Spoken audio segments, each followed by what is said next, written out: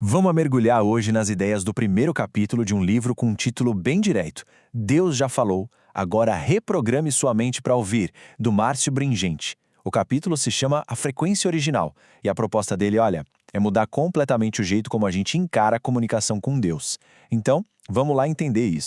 O livro já começa com aquela pergunta que, no fundo, muita gente já se fez, né? Se Deus está sempre se comunicando, por que tantas vezes o que se sente é silêncio, é confusão? A resposta que o autor traz é bem interessante porque ela vira o jogo, muda totalmente o foco do problema. E a primeira parte dessa resposta é a seguinte: não estamos perdidos por falta de um mapa. A direção divina não cessou, o céu não emudeceu, a comunicação continua acontecendo, o que, claro, nos leva a pensar. Se o sinal está no ar, onde é que está a falha? E aqui está o ponto central de tudo. O problema, segundo o livro, não está na transmissão, mas sim na nossa recepção. O que impede a escuta não é a ausência de Deus, mas o excesso do nosso próprio ruído interno. O Márcio Bringente usa uma metáfora que é perfeita para isso. A nossa mente funciona como um rádio. Imagina que a estação de Deus está sempre no ar, transmitindo um som claro. Só que a nossa estática mental, que é a ansiedade, as preocupações do dia a dia, aquela avalanche de informação que a gente recebe, cria tanta, mas tanta interferência que fica quase impossível ouvir a música. É aqui que a história muda. A proposta do livro não é sobre criar uma conexão do zero, mas sim sobre sintonizar uma que já existe e que na verdade nunca foi interrompida. A esperança não está em fazer Deus falar, mas em aprender a ouvir o que já está sendo dito o tempo todo. Essa ideia leva a gente para uma mudança de mentalidade fundamental. A gente vive numa cultura que valoriza o esforço, o construir uma espiritualidade tijolo por tijolo. Mas o livro argumenta justamente o contrário.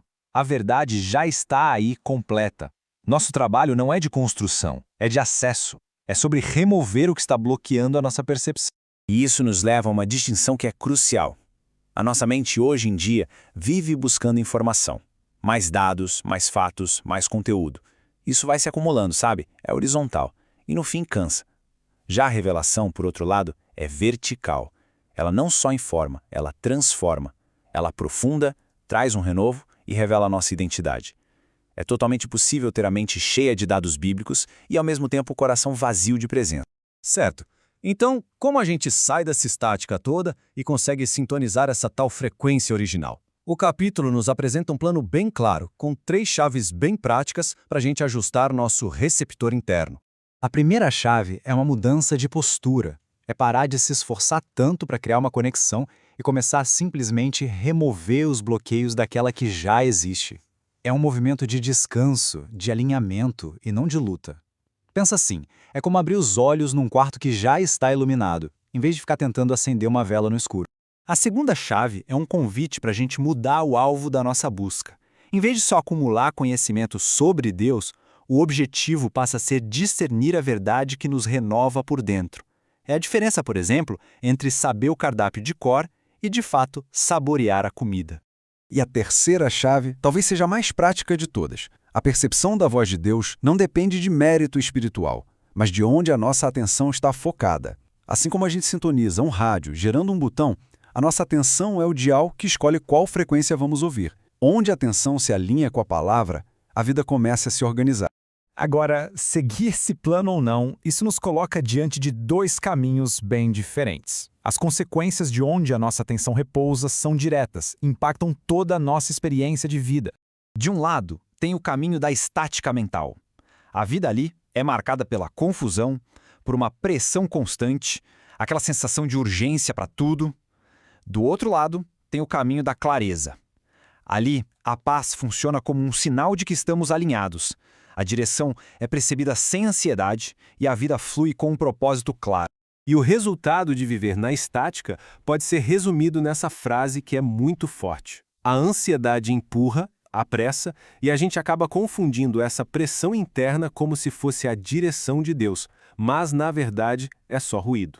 Em contraste, o sucesso de conseguir essa sintonia fina é isso, a familiaridade. Aquela voz que parecia um sussurro distante no meio do barulho todo se torna clara, próxima, reconhecível, como a voz de alguém que a gente ama. A comunicação se torna algo natural, não uma coisa mística e distante. Diante de tudo isso, o livro não nos deixa só na teoria, o que é ótimo. Ele nos chama para uma ação imediata, um primeiro passo bem prático para a gente começar a diminuir esse ruído interno. Este é o exercício de sintonização inicial que o capítulo propõe. É um processo simples, de uns 5 a 7 minutos. Primeiro, acalmar o sistema nervoso com a respiração. Segundo, uma oração de alinhamento. Terceiro, declarar verdade sobre a própria identidade em Cristo. Quarto, visualizar um dial de rádio sendo ajustado para a frequência da clareza. E, por fim, voltar para o dia a dia com mais presença. É basicamente um treino de atenção. Então, para fechar, as grandes ideias deste capítulo são: primeiro, a verdade divina é acessada por alinhamento, não conquistada por esforço. Segundo, existe uma diferença gigantesca entre a revelação que transforma e a informação que só se acumula. E terceiro, a atenção é a ferramenta mais poderosa que temos para sintonizar a frequência da clareza. E a gente termina com a pergunta que o próprio capítulo deixa no ar. É uma pergunta para reflexão pessoal mesmo. Um convite para observar, sem julgamento, no meio do ruído do dia a dia, para onde o nosso foco tem sido direcionado. A resposta pode ser, quem sabe, o primeiro passo para uma nova sintonia.